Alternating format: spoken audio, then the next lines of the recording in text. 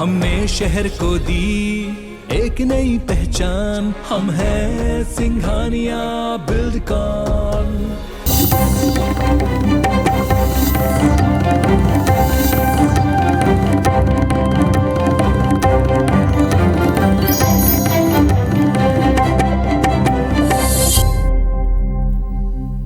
नमस्कार, आप देख रहे हैं बोल रहा है मध्य प्रदेश। मैं हूं आपके साथ राहुल सौमित्र। है खरगोन से कर्फ्यू में कल भी 9 घंटे की छूट दी गई है।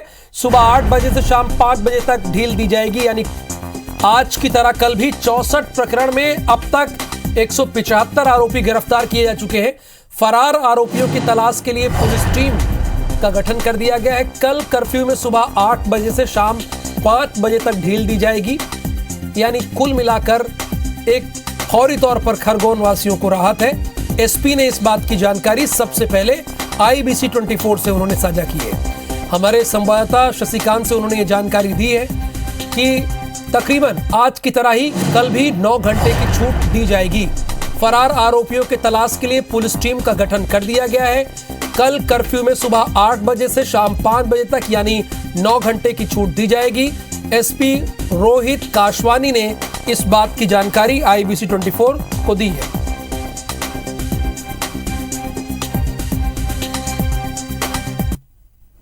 मध्य प्रदेश में गुंडे बदमाशों के अवैध कब्जों पर प्रशासन का बुलडोजर जमकर चल रहा है।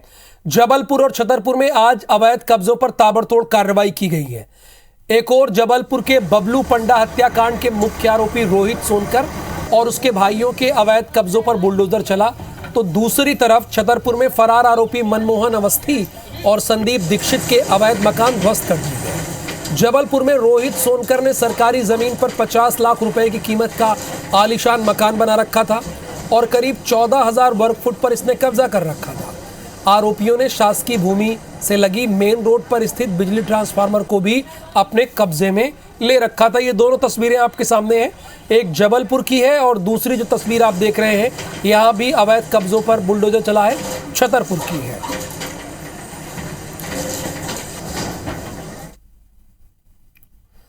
मध्य प्रदेश पुलिस ने डी रेडिकलाइजेशन काउंटर की रणनीति पर एक दिनी कार्यशाला का आयोजन किया। भोपाल के श्यामला हिल्स के एकीकृत सुरक्षा परिसर में आयोजित इस कार्यशाला में DGP सुधीर सक्सेना ने मैदानी अफसरों के लिए अवधारणा को समझाने के महत्व पर प्रकाश डाला।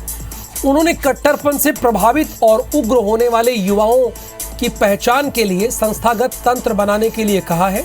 इसके साथ ही युवाओं को कट्टरपंथी बनाने के विचार से बनाए गए भौतिक और वर्चुअल प्रेरक स्थानों की निगरानी कैसे की जाए, इस पर अपनी बात रखी है। उन्होंने कहा है कि जब तक मैदानी अधिकारी समाज के साथ तालमेल नहीं विकसित करेंगे, लोगों और पुलिस के बीच विश्वास की भावना पैदा नहीं होगी। इस दौरान प्रदेश के पूर्व DGP और CBI के निदेशक रहे ऋषि कुमार शुक्ला के साथ ADG जेल महाराष्ट्र, एंटी नक्सल IG साजिद फरीद शापू और दिल्ली IB की डेप्यूटी डायरेक्टर पुष्पांजलि समेत कई ऑफिसर मौजूद रहे।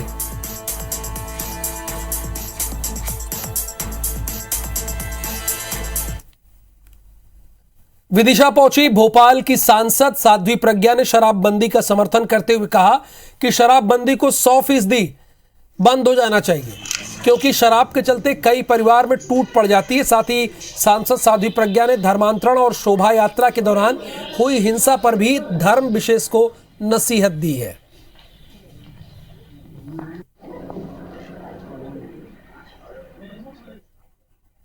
मैं इस बात का समर्थन करती हूँ और ये सभी का मत है कि शराबबंदी होना ही चाहिए, क्योंकि शराब से परिवार बिखर जाते हैं। हर व्यक्ति शराब को जब सुविधा से उपलब्ध होगी तो वो पिएंगे, ये गलत है और शराबबंदी बिल्कुल निश्चित होना ही चाहिए। अगर देखा जाए तो बहुतायत में क्राइम कहाँ होता है? हिंदुओं की लड़कियों को उठा करके ले जाना, उनको बरगला करके ले जाना, बाकी मतांतरण करवा देना, उनका चोरी छुपे शादी करवा देना, भगा लेना, और पूरा समाज साथ में दे रहा है। हम मंदिर की बात करते, वो हमारे ऊपर आक्रमण करते हैं। हम अपना शोभा यात्रा निकालते हैं, हम अपना भजन पूजन करते हैं, वो हमारे ऊपर आक्रमण करते हैं। स्वतंत्र भारत में उनके लिए एक देश बन गया है ना, धर्म के आधार पर। जाइए, रहिए वहाँ। दिल्ली दौरे पर पहुंचे सीएम शिवराज सिंह चौहान ने प्रधानमंत्री मोदी से मुलाकात की। इस मुलाकात में सीएम शिवराज ने प्रधानमंत्री मोदी को महाकाल कॉरिडोर के लोकार्पण के लिए न्योता दिया। साथ ही सीएम शिवराज ने प्रधानमंत्री को गौरव दिवस के बारे में जानकारी दी। सीएम ने कहा कि केंद्र सरकार की योजनाओं में एमपी का परफॉर्मेंस सबसे बेहतर है।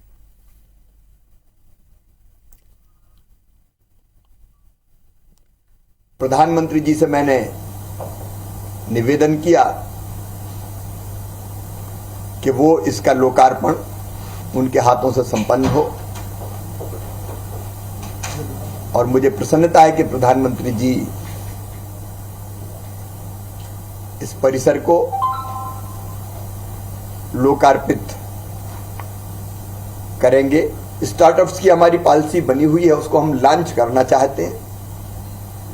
उसके लिए भी मैंने समय मांगा, तो मई में वो समय भी हमको वर्चुअली जुड़ने का प्रधानमंत्री जी से मिलेगा। कृषि के विविधीकरण के लिए प्रधानमंत्री जी ने आह्वान किया था। हमारे पास गेहूं के भंडार है, हमारे पास धान के भंडार है, लेकिन तिलहन की कमी है। तो मध्य प्रदेश में हम एक नीति बना रहे हैं जिसमें हम तिलहन का उत्पादन भी कर सकें, और वो चीजें जिससे किसानों को कैश क्रॉप के रूप में फसल उगाए और उनको ज्यादा दाम मिल सके अपनी उपज के, तो वो हमने चिन्हित की है। उसकी एक नीति पॉलिसी बनाई है, उस पर भी माननीय प्रधानमंत्री जी से चर्चा हुई है। से अनेकों मुद्दों पर माननीय प्रधानमंत्री जी से चर्चा हुई। कई विषयों पर उन्होंने मार्गदर्शन किया, और उन्होंने जो मार्गदर्शन किया है उसके आधार पर हम कई नई योजनाएं बनाएंगे, पुरानी को अपडेट करेंगे और उनकी अपेक्षाओं को पूरा करने का प्रयास करेंगे। नरसिंहपुर में मुख्यमंत्री शिवराज सिंह चौहान एक निजी हॉस्पिटल के उद्घाटन समारोह में शामिल हुए। इस दौरान सीएम शिवराज ने चिकित्सा से जुड़े मुद्दों पर चर्चा की। सीएम ने मरीजों को भी भगवान का स्वरूप बताते हुए उनकी सेवा करने का संदेश दिया। साथ ही उन्होंने अस्पताल संचालक से गरीबों के लिए निःशुल्क इलाज की व्यवस्था करने का आग्रह किया। इस दौरान मुख्यमंत्री के साथ विधायक सीता शरण शर्मा, विजय पाल और राज्यसभा के सांसद कैलाश सोनी भी मौजूद रहे। बुधनी से पधारे हैं माननीय मुख्यमंत्री जी के क्षेत्र। बेटा बहू से यही आग्रह है कि जो पेशेंट आए उनको भगवान का रूप मानना, उनकी सेवा तुम्हारे लिए भगवान की पूजा बन जाए। बेहतर ढंग से तुम्हारी काम करे, और कोई गरीब आ जाए तो उसको भी बिना इलाज के कभी मत लौटाना। मध्य प्रदेश कांग्रेस अध्यक्ष और पूर्व सीएम कमलनाथ ने मंत्री भूपेंद्र सिंह के उस बयान पर पलटवार किया है जिसमें भूपेंद्र सिंह ने कई कांग्रेस विधायकों के बीजेपी से संपर्क का दावा किया था। कमलनाथ ने कहा कि बीजेपी के भी कई विधायक उनके संपर्क में हैं।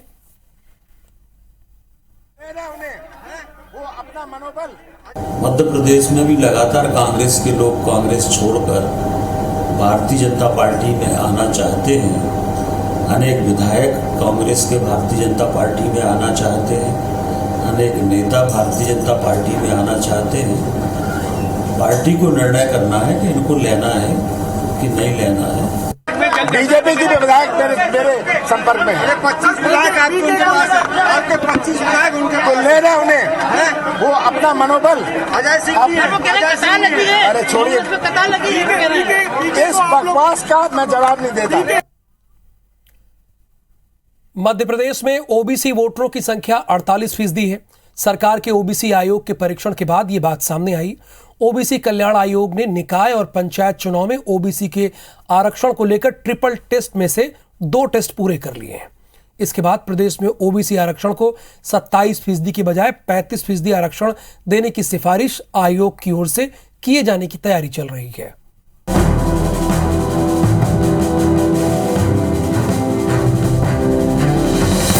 मध्य प्रदेश की सियासत इन दिनों ओबीसी और आदिवासियों के इर्द गिर्द घूम रही है। नगरीय निकाय और पंचायत चुनावों में 27% ओबीसी आरक्षण के विवाद के बीच मध्य प्रदेश पिछड़ा वर्ग आयोग अब 8% और ज्यादा यानी 27% से बढ़ाकर 35% आरक्षण की सिफारिश करने जा रहा है। ये सिफारिश राज्य की वोटर लिस्ट में ओबीसी वोटर्स की संख्या के आधार पर की जाएगी। आयोग ने इसकी रिपोर्ट बना ली है। मध्य प्रदेश में सभी तबकों के कुल वोटरों में ओबीसी वोटर्स 48% के करीब हैं। पिछड़ा वर्ग आयोग ने इस सिफारिश की जानकारी और वोटर लिस्ट की रिपोर्ट सीएम को दे दी है कि हमारे प्रदेश में लगभग 50% पॉपुलेशन ओबीसी समाज की है और इसलिए ओबीसी समाज को 27% आरक्षण मिलना चाहिए, ये भारतीय जनता पार्टी मानती है। इस रिपोर्ट के साथ ही राज्य सरकार ने ट्रिपल टेस्ट के 2 चरण पिछड़ा वर्ग आयोग बनाना और ओबीसी वोटर्स की मौजूदगी पूरे कर लिए हैं। अब तीसरा टेस्ट बाकी है कि SC/ST के साथ ओबीसी वर्ग को मिलने वाला आरक्षण किसी भी हालत में 50% से ज्यादा नहीं होना चाहिए। इस मामले में कांग्रेस भी सरकार पर आरक्षण देने का दबाव बना रही है। जो लोग 14% आरक्षण को नहीं बचा पा रहे हैं, वो लोग जो है 35% आरक्षण देंगे। इससे बड़ी कोई ठगी हो सकती है क्या? 35% दो, पहले जो उसके लिए जरूरी है, अदालत जो आपसे मांग रही है उसके आंकड़े तो प्रस्तुत करो अदालत में जाके, क्यों झूठ बोलते हो बार बार? मध्य प्रदेश में जिलों से मिली रिपोर्ट के मुताबिक 20 जिलों में 50% से ज्यादा ओबीसी वोटर हैं। इनमें से आधे जिले तो ऐसे हैं जहां संख्या 70 से 80% तक है। आयोग इसी को आधार बनाकर अपनी अनुशंसा तैयार कर रहा है। प्रदेश में अभी SC के लिए 16% और ST के लिए 20% सीटें आरक्षित हैं। सुप्रीम कोर्ट के 50% आरक्षण के फैसले के आधार पर सिर्फ ओबीसी के लिए 14% सीटें ही बचती हैं। अब इससे ज्यादा ओबीसी आरक्षण के लिए सुप्रीम कोर्ट ही विकल्प है। लिहाजा आयोग की इस रिपोर्ट को राज्य सरकार जरूरत पड़ने पर कोर्ट में भी पेश कर सकती है। सुधीर दंडोतिया, IBC 24, भोपाल।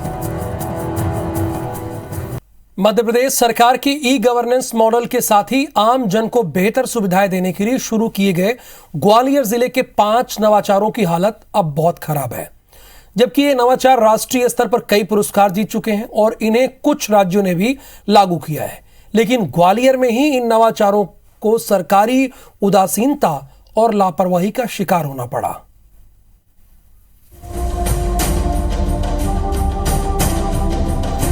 ग्वालियर जिले में प्रशासन ने आम लोगों की सहूलियत के लिए कई नवाचार किए थे। इनमें से कई तो पुरस्कृत हुए और दूसरे राज्यों में भी लागू किए गए, लेकिन पिछले कुछ महीनों से कई नवाचार अंतिम सांसें गिन रहे हैं। जिले के लोगों से सीधे संवाद के लिए ग्वालियर कलेक्टर और ग्वालियर SP नाम से बने फेसबुक पेज, व्हाट्सएप ग्रुप भी महज सरकारी खबरों को शेयर करने का जरिया भर बनकर रह गए हैं। आम लोगों के सवालों और परेशानियों के हल के लिए अफसर कभी जवाब तक नहीं देते, जिस पर अब राजनीति हो रही है।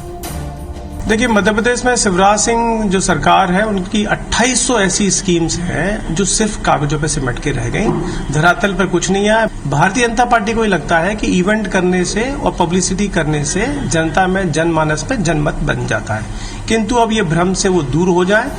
ग्वालियर के 5 बड़े नवाचार जो शुरू तो जोर शोर से हुए थे, लेकिन कुछ ही महीनों में अनदेखी का शिकार हो गए।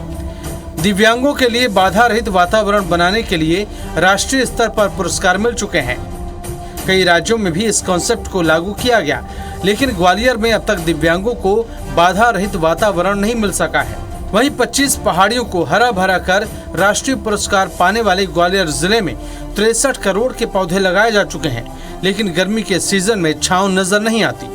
आम जनता की परेशानियों को स्पॉट पर ही दूर करने के लिए 2009 में शुरू हुआ जनमित्र समाधान केंद्र भी बंद है। अधिकारियों कर्मचारियों के वक्त पर दफ्तर आने जाने को लेकर बायोमेट्रिक हाजिरी शुरू हुई थी, लेकिन कार्यालय अधीक्षकों के साथ मिलकर कर्मचारियों ने इस नवाचार की भी बैंड बजा दी। बीजेपी का कहना है कि कोरोना काल में ऐसे हालात बने, लेकिन अब दोबारा सभी व्यवस्थाओं को दुरुस्त किया जा रहा है। जितने नवाचार हैं, जितने रचनात्मक कार्य हैं, भारतीय जनता पार्टी की सरकारों में ही प्रारंभ होते हैं। कांग्रेस की सरकारें तो उनको बंद करने का काम करती हैं। ये कोरोना की लड़ाई के बाद भारतीय जनता पार्टी ने जितनी बंद पड़ी योजनाएं और जितने अभियान थे उनको बहुत तेजी से प्रारंभ कर दिया है। कोई योजना और अभियान नहीं बचेगा। ग्वालियर जिला प्रशासन ने नवाचारों के दम पर कई पुरस्कार जीते, लेकिन इसके बाद इन्हें भगवान भरोसे छोड़ दिया गया। पिछले 2 साल से तो इन नवाचारों की सुध लेने वाला तक कोई नहीं है। नासिर गौरी, IBC 24, ग्वालियर। इंदौर में बिना मान्यता के चल रहे अक्षर स्कूल ऑफ नर्सिंग में फीस और छात्रवृत्ति के नाम पर घोटाला सामने आया है, जिसके तार एमवाय अस्पताल और आरके हॉस्पिटल से जुड़े होने की जानकारी भी मिली है। आपको यह बता दें कि मान्यता नहीं होने के चलते 2021 में कॉलेज का संचालन बंद कर दिया गया था, लेकिन फिर भी संचालन जारी रहा। आरके हॉस्पिटल में कक्षाएं उपलब्ध कराने और कॉलेज विद्यार्थियों को एमवाय अस्पताल में प्रैक्टिस कराने पर सवाल उठ रहे हैं।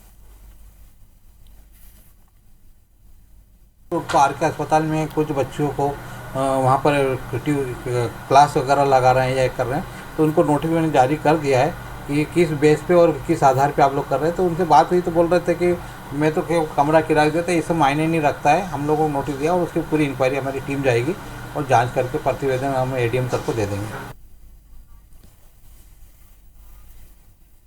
मध्य प्रदेश में कोरोना की चौथी लहर की आशंका के बीच एक खतरनाक बीमारी ने दस्तक दी है।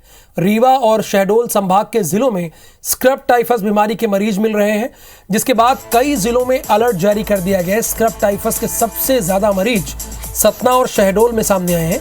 इस बीमारी के फैलाव के मद्देनजर स्वास्थ्य विभाग ने जबलपुर संभाग के जिलों में भी अलर्ट जारी किया है। जबलपुर संभाग के रीजनल हेल्थ डायरेक्टर ने इस बीमारी से बचाव की एडवाइजरी जारी की है।